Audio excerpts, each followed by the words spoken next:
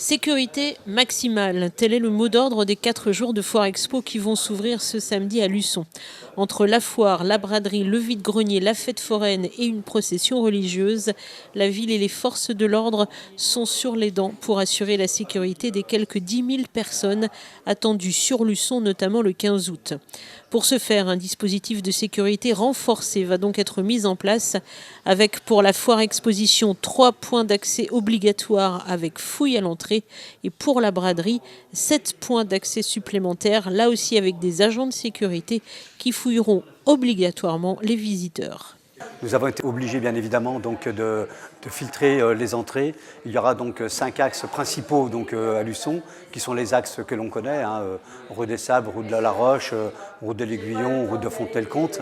Mais par contre après, toutes les petites rues adjacentes de la ville de Luçon, elles risquent, pour la plupart seront fermées à toute circulation, voire même fermées aux piétons.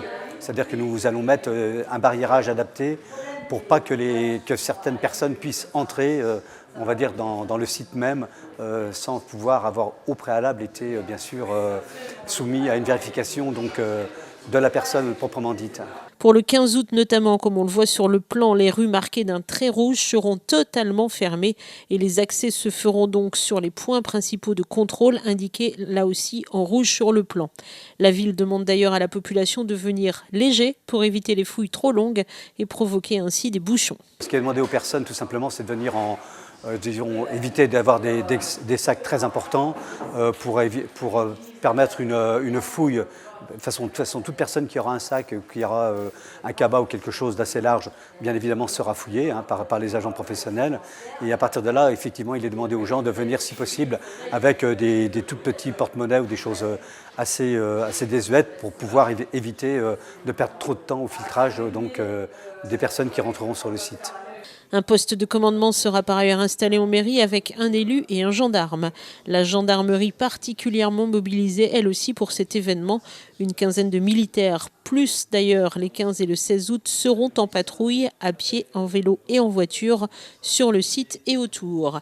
Et les gendarmes de la COP de Luçon seront renforcés, notamment le soir, par les hommes du PSIC de Fontenay-le-Comte, le peloton de surveillance et d'intervention de la gendarmerie.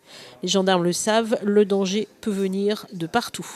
Ce que je crains, ce sont des actes malveillants, des actes de provocation, notamment pendant la petite cérémonie religieuse qui aura lieu la veille du 15 août, car je crois savoir qu'un cortège partira du Carmel pour se rendre en centre-ville.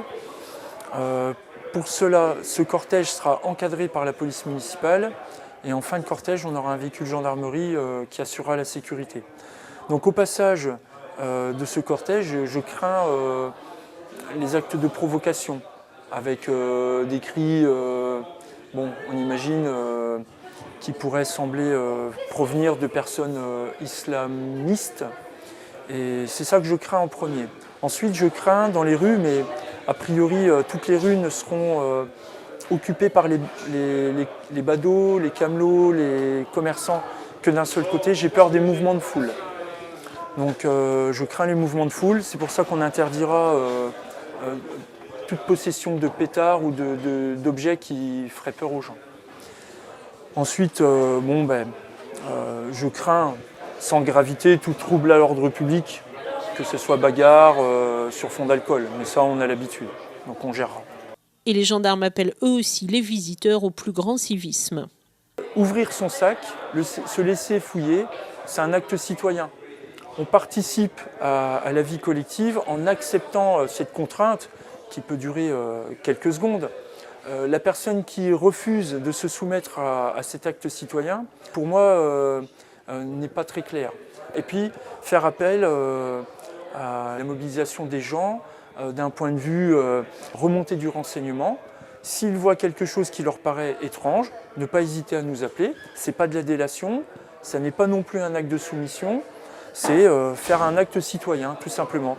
On sera présent, on aura un gros dispositif avec un effet dissuasif. Et puis on est mobile, on est agile, on saura faire craindre. Mais bon, on n'est pas à l'abri, donc on sera vigilant. Un gros dispositif donc, mais mairie comme gendarmerie savent bien que ce genre de mesures sont désormais indispensables à l'organisation de toute manifestation sur le sol français. Il en va de la sécurité de tous et c'est aussi comme cela que les festivités pourront se dérouler au mieux et dans une bonne ambiance.